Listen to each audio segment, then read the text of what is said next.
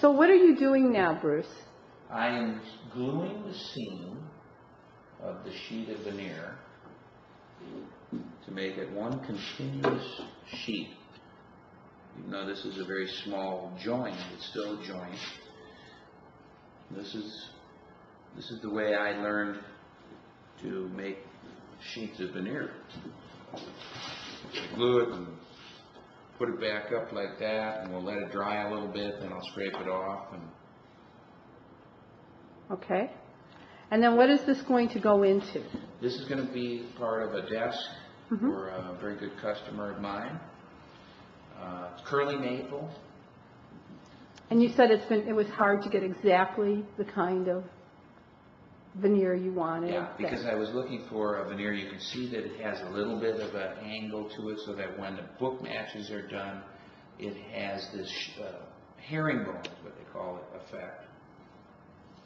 Now, we probably won't end up using this sheet because it has this defect, but we're going to decide. There's a few places on the desk that are fairly hidden, right, that are still supposed to be curly maple veneer that we may use it on. We'll take a look and see what we think. So do you want to walk me through your shop? Now, you just moved into this, so you want to kind of... I had another shop for 18 years in a building that I rented. So everything came over here from that building. I don't know, there's a few new machines, but not much. But this was built, this bench was built for over there. This is storage for all of my hand tools. And everything is marked? And everything is labeled. There's 25 drawers. Yeah. How would you know what's in there if you didn't have a label on there? Well, I'll show you a little bit. Like, you know, and I believe in shallow drawers for tools and stuff. Everything is at one level. Less likely to get messy? Or disorganized? Oh, okay.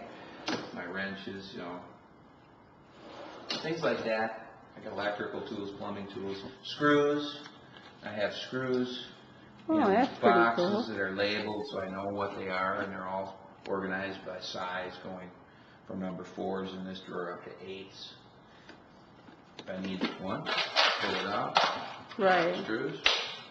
Now, and I also noticed, and you're going to we talked about this before, you have outlets on the wall. You also have an outlet hanging from the ceiling. This and outlet. You have an outlet by this bench here. So you want to tell me about all those? So this outlet up here is switched with this switch. And in fact, these are also switched with this switch. But this is not.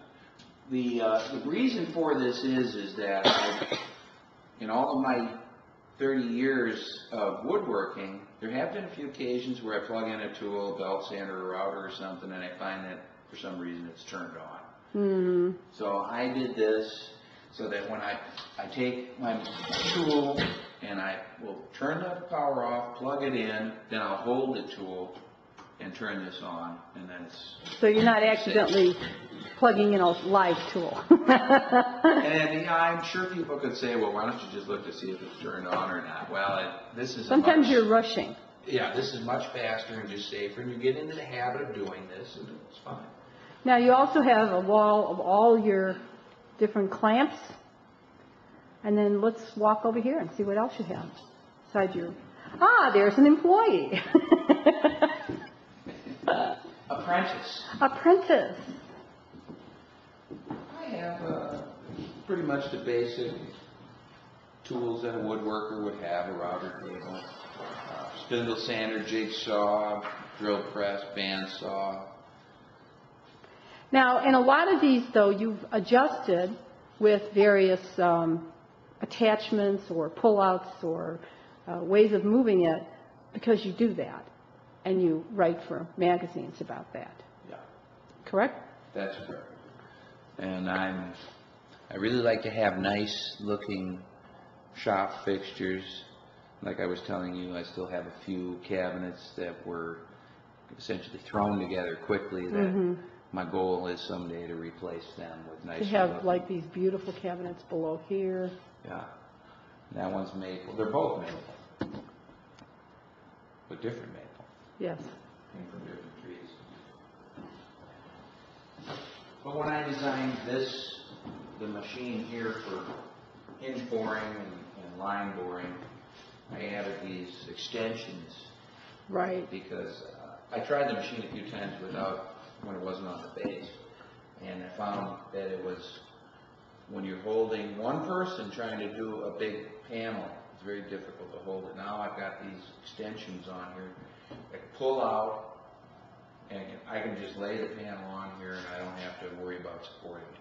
So your whole shop is kind of set up with little tricks like that. Now, also, you want to tell me, since this is interesting, we'll leave in a few minutes, but the dust control. Yours is unique. If people will notice in this shop, there is no overhead dust control, and yet it is incredibly clean.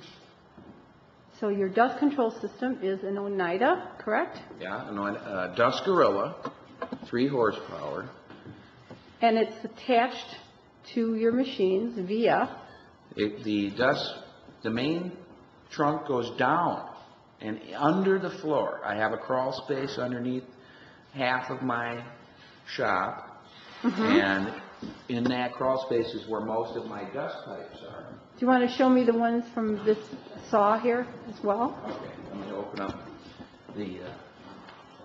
let me get around this. Yeah. So I'll open up this, and you'll see there's no pipe that comes anywhere in. It comes up underneath. And it does an amazingly good job of keeping everything clean in there. It's incredibly clean in here. So by all the major machines, there is a dust outlet.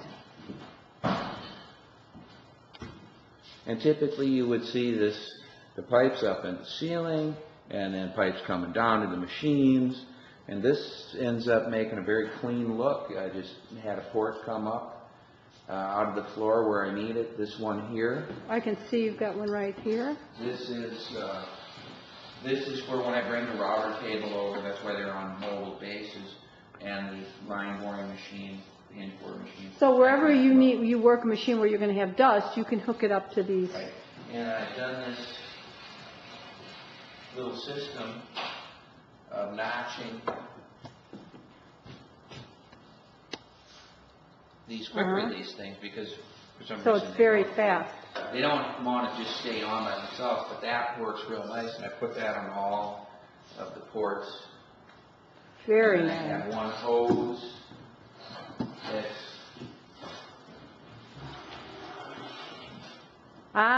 and this one will be used for that point, whatever machine it is that I'm connecting up.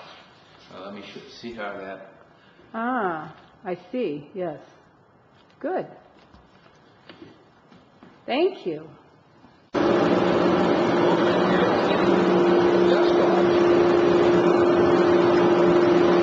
there's 3 of those under the workbench.